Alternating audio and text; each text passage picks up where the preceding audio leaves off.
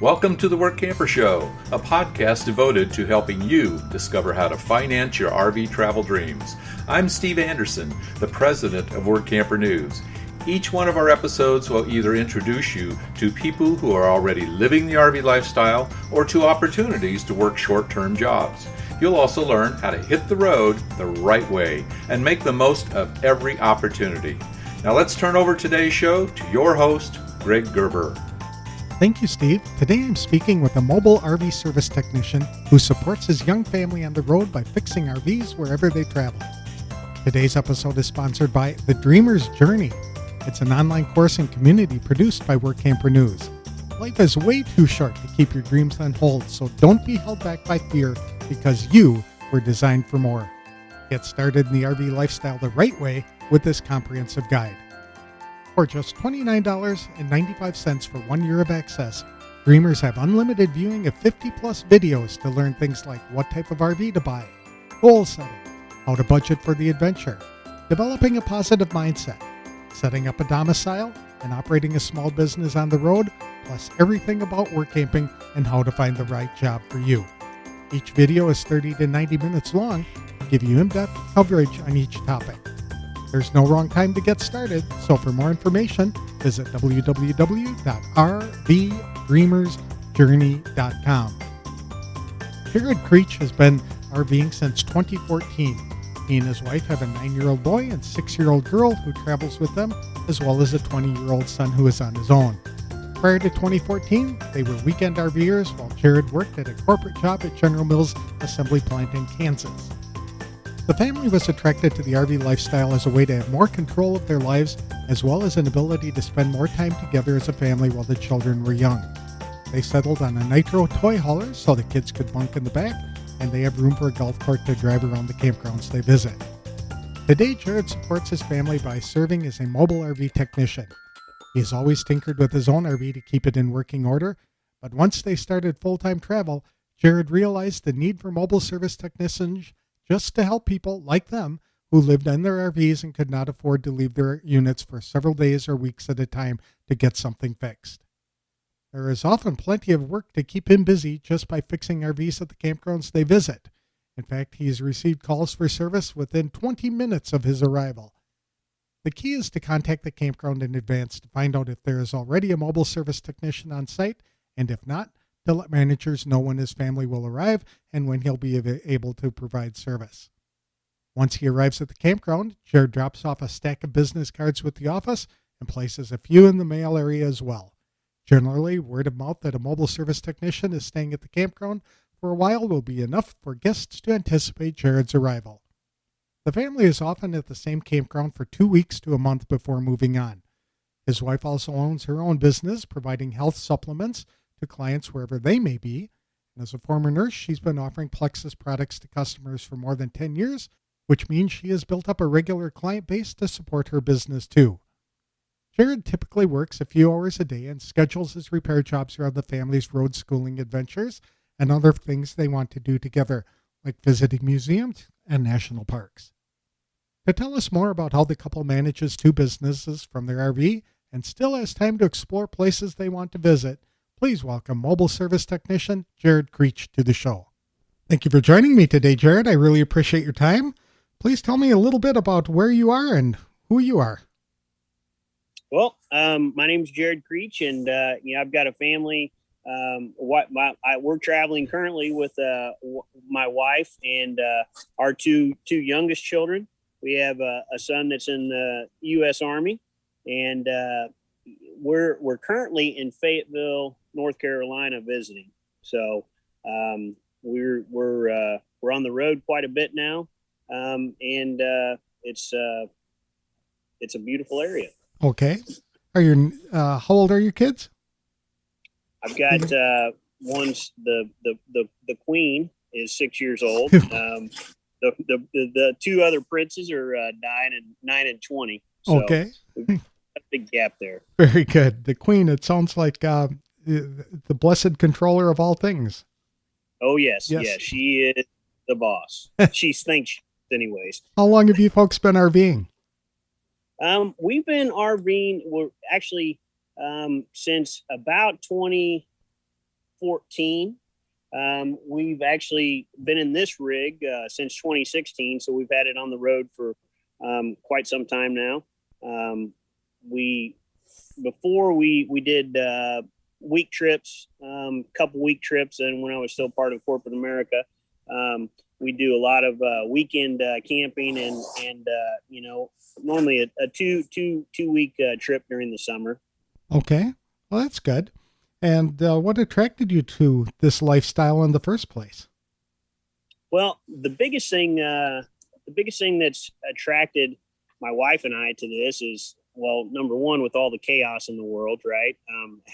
Having some type of little bit of stability in our own way, but just ultimately to spend more time with the kids, have more family time together, and taking them on this adventure that they have no idea what they're in for really right now, because it's crazy to think of how many places these kids have been already, and they're just 6 and 9.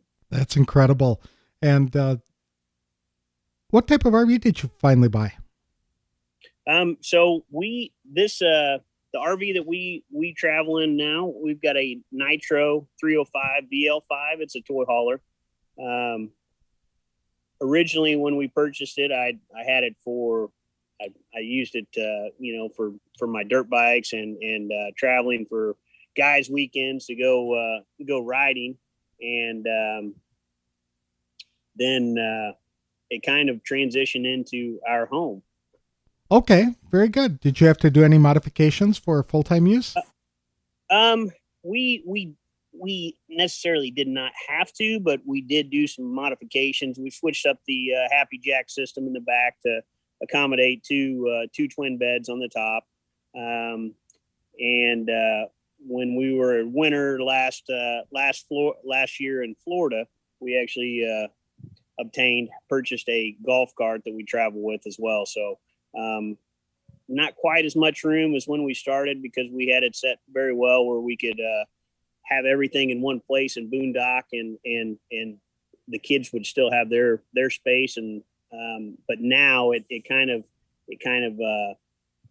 limits that when we do boondock, just of the amount of space that the golf cart takes up. Okay, so the golf cart goes in the garage, and the kids are That's right. Located like somewhere else in the RV, or no, well, they've got a top level in the garage that they're able to sleep in, and that on some travel days, if we're just trying to do a quick stop, they'll overnight in the living room. Very good. Now, before you started your trip, what did you do for a living? I was in leadership position at General Motors, Fairfax assembly plant in Kansas City, Kansas. I worked in many different leadership roles throughout my 10 years there with GM. Started out on the line and then moved into some leadership positions, and did that through my duration of my corporate time job. Very good. But now you're doing something a little bit different while you're work camping, right? That's right. So once I transitioned, my wife was able to get me out of the corporate America back in 2018. And initially, we had a rental RV that we used and rented out. Had a lot of work I had to do on that personally, and I learned a lot about RVs during that time, and then just of our experience over the years of owning an RV. So with us being full time, I saw the need of mobile repair, especially for folks like us that live in our rig, that are 24/7. We can't go drop it off for a month at any of the repair shops. So basically, I'm providing a mobile repair service now that we'll do. That I normally try to stay within the site wherever we're at, because I'm right there. We don't that I can move forward with very easily and service people that are around me. Is there enough need for you to keep busy in just one campground? Yes, there's quite a bit of, well, I mean, so we arrived Sunday evening. Within the first 20 minutes of showing up, I actually had a phone call of trying to come check out a failure mode with somebody with a new rig. So Okay. And how do people find you in 20 minutes? well, so number one is that I try to contact the campground, let them know that I'm gonna see if they number one have that service, someone providing that service there on site, because I don't want to necessarily go in and step on anybody's toes. And number two is I leave out some business cards at the office, the mail areas, to let them know that I'm going to be there and that I can provide that service, because I know there's a lot of places that, number one, of people being able to drop things off, and there's a limited amount of mobile repair in a lot of areas. They're more dependent on those type of big shops. So just being right in the site, somebody the park will say, hey, that we've actually got a guy coming in, and they hand out my number, and then I've got my cards on site there as well. Okay. How long are you typically at one site before you move on? We normally, so moving into the winter months, will be, I think our shortest stays will be at about 2 weeks at a time. But normally we'll during the winter months, we'll be at one site for about a month. Oh, that's plenty of time to be able to get to know people and to kind of promote your business and things like that. Super. That's right. Does your wife do any work camping as well, or are her hands full with 6 and 9-year-old? No, well, she's the one that funded all of our funness, our fun on the road. So she number one, she's the CEO of her own business. Takes care of the kids, the school, everything, and I mean, she's really the pillar behind our whole lifestyle and just us being out on the road. That's neat. What kind of training did you have to become a full-time mobile RV tech? So the training that I went through was actually through RVTI. RVTI is a subsidiary of I guess they're based off of RVIA. The RV Industry Association. Mm-hmm. Yep. The RVIA is basically the industry standards, which all the manufacturers build rigs from. So RVTI is the only .org type of technical training that you can have for RV repair, and they're based out of Elkhart, where all the rigs are made. So or most of all the rigs are made. How long did it take you to get all of the training that you needed? So the first two segments of training, the first segment of training for level one is more of like a type of PDI type of inspection type of thing, more of what an inspector would do if they're looking at rigs for that maybe you're buying after used or whatever, or having just a new rig inspected, and then the second level was a month long, and that gets into more specifics of your appliances and failure modes that occur to rigs, plumbing. It's a whole huge chunk of all the different aspects of the RV. Now, there is, so to become, I guess, master certified, there's different segments that you will go through, and those courses are based off of individual training, based or offered from like Dometic and LCI, those leveling systems, slide rooms. Once you get that certification on those in those all five of those specific areas, and that's when you become master certified. Do you have to maintain a lot of inventory? I do not. I try being mobile, and 2 kids, a dog, and all the other stuff. We're limited on space now. Some of the simple things I try to keep on hand. The biggest problem with trying to keep inventory on hand is that you would think that RV furnace would have the same motherboard as another RV furnace. Well, there's so many variations of gas valves and other parts that it just would be almost impossible to try to stock everything with us on the road. Do you have any problem getting parts shipped to you since you move around a lot? Normally not. I've got some accounts set up to drop ship to wherever we're at. Is that Amazon is also useful, but you've got to watch out for when you're shopping on Amazon, if it is a certified part or if it's a specific brand part, because I just wouldn't trust not putting some type of OEM type of part back in as a replacement. There are a lot of knockoff parts on Amazon, that's for sure. Yeah, that's very sure. Okay. How often would you say you work every day? Probably about 5 days a week. I'll do probably 2 to 4 hours worth of work. Try to, and it's kind of flexible as well, whereas we try to do a lot of adventures in our unschooling with our kids. So do museums and national parks and see a lot of different things. So I fit the work in around our schedule. Okay, very good. It sounds like you can support yourself working 2 to 4 hours a day, 5 days a week. The whole family, you can keep this lifestyle going. That's wonderful. Yeah, my wife has a big part of that with her business. So, and I haven't offered this service, but for about the last month and a half. But after I've received all the certifications, I wanted to get into offering that services to people that we're out on the road with. Oh, very good. You mentioned several times that your wife has a business as well. Yep, she has a supplemental health business, and it's a company called Plexus that she's been with for the past 10 years. And what does she do for that?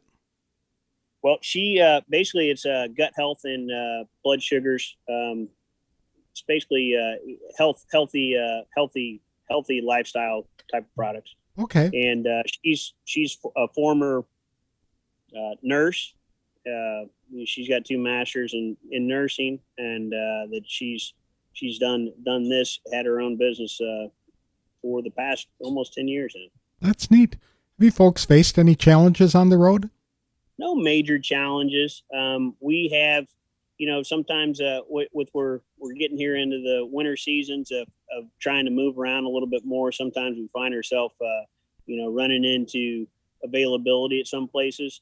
I mean, with the there is a huge influx of folks that are starting this lifestyle, and really, I think there's a lot more RVs than there are spots for them to go on a normal basis. It's been a problem for a number of years. Yes. So how often and how long in advance do you folks plan where you're going to go next? We are booked through March now in the Texas, Florida area. We did that probably about August. Okay. So we'll start our winter here mid-November and move into those different areas. But we did book that out a little bit further in advance. It doesn't seem that we have as much problem during the summer months, or of specifically those warmer climate areas where people want to be during the winter months is a lot harder to get into. Right. All the people who are living up in the northern area where it snows all the time, they want to get south, so they show up, and everybody else who just RVs all year long, they show up as well. So it can be quite a challenge to find a park to get to. Yeah. Yeah. Now I've seen, that Canada's borders are open as well now. So that will be another huge effect on the situation of those from Canada coming south for the winter. Okay, very good. So you don't have any particular method to your madness in coming up with a place that you want to go. It's just something you'd like to go visit, and you head in that direction and find work when you get there.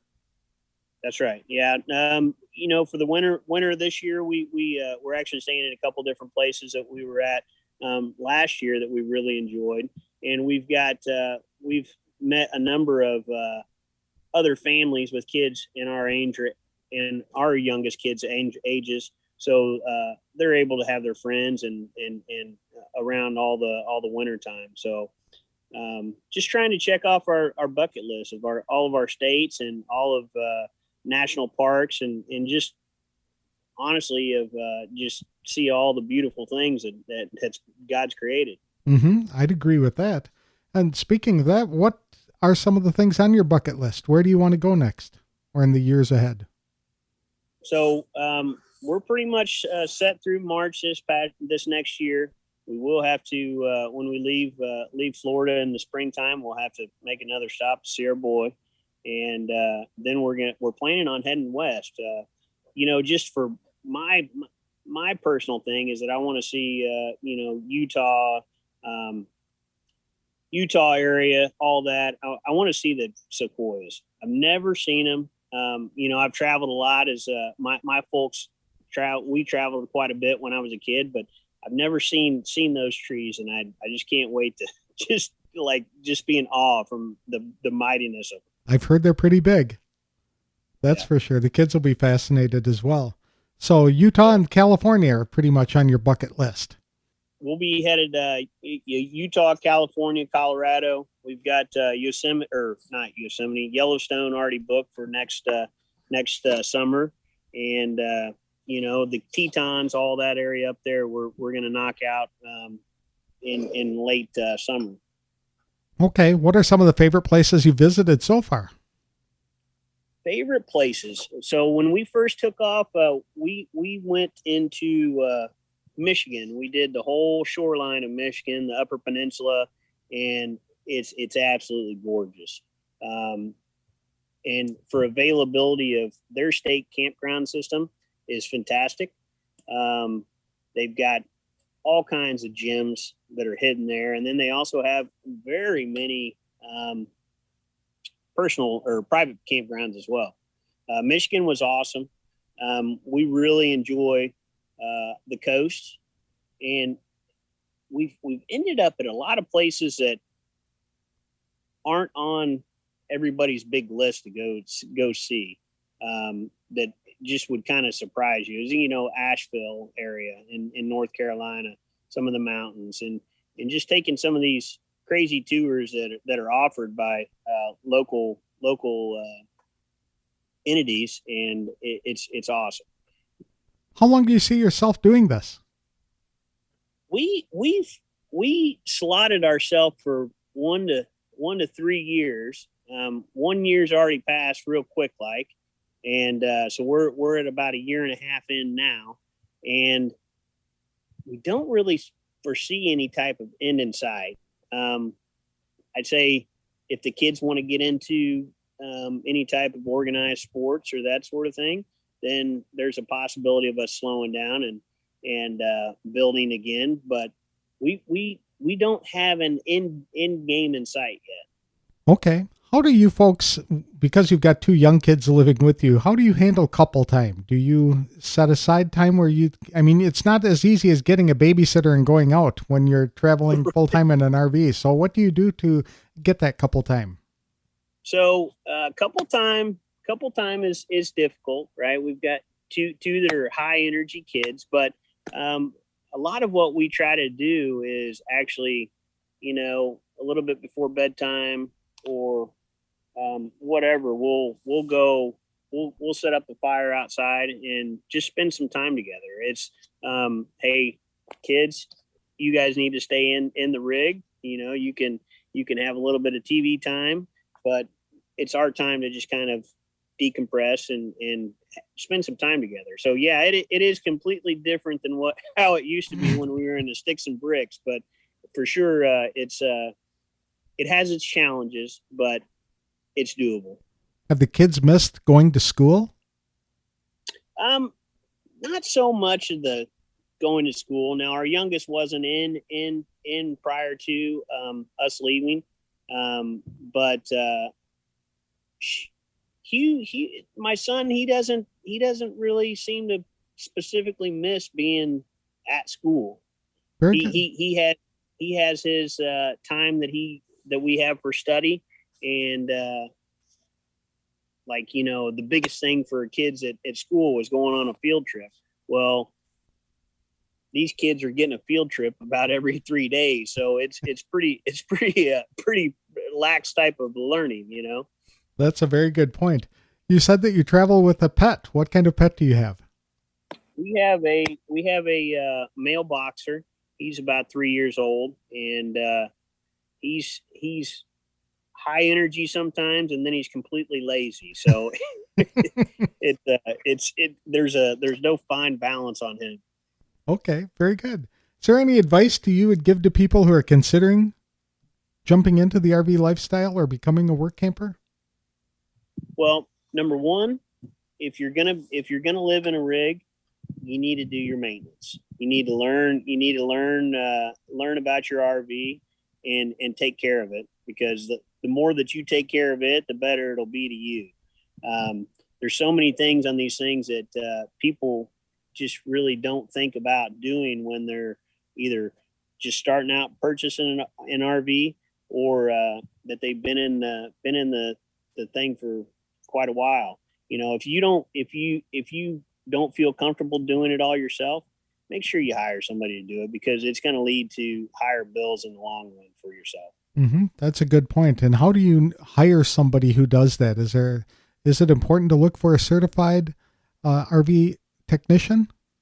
I would look for your certified technicians in the area. Now, really, is mobile guys, if they're close in your area, they're probably going to be cheaper than one of your big RV repair places. They're going to be at least the same type of rate or whatever, and very comparable of taking it somewhere to be done. And then you don't have to take it, and it's, they're doing it right there in front of you. So when you look for a campground to go visit or spend some time in, are you looking for the big ones with lots of rigs, or are you looking for pretty much all sizes? We vary significantly, where we'll do a private big campground, and then we'll go to a small quaint state park. We do some boondocking, not a whole lot, but it's there's no real rhyme or reason to our madness. Oh, very good. Well, thank you so much, Jared. I really appreciate the time. It sounds like you guys are having a lot of fun, and you're able to make it work just by doing a couple of hours of work as a mobile technician every day. That's kind of neat. I appreciate it, Greg. Thanks for having me on today.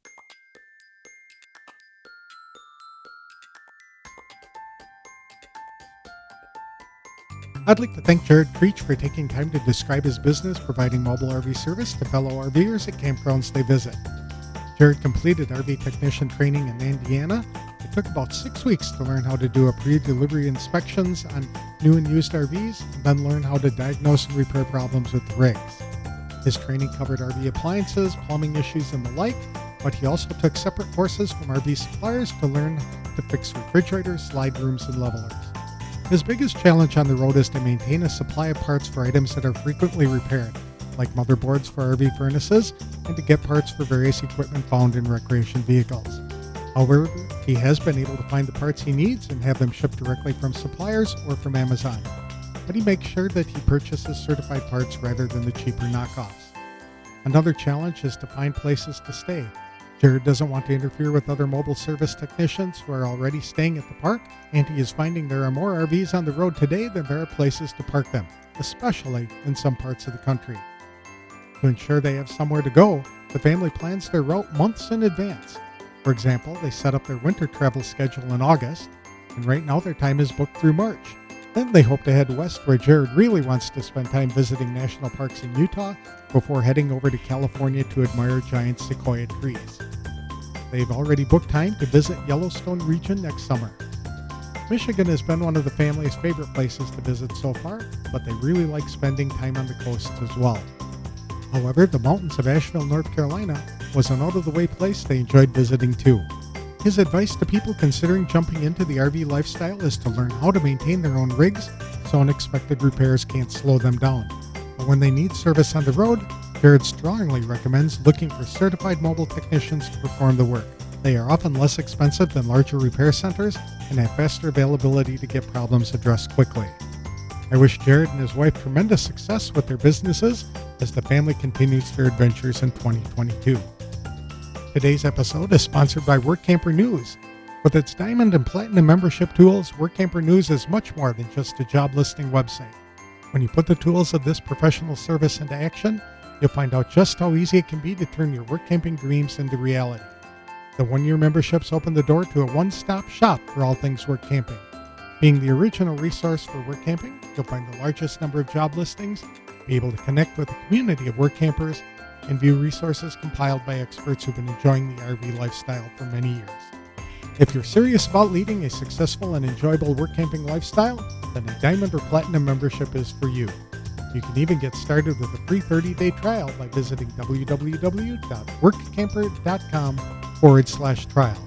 Embark on new adventures today with the support of Workamper News behind you. That's all I have for this week's show. Next week, I'm speaking with a woman who runs several RV-based businesses with her husband that enables them to travel America with their 3 daughters. She offers a lot of advice on what to consider before jumping into the RV lifestyle full-time. I'll have that interview on the next episode of The Workamper Show. Thanks for listening.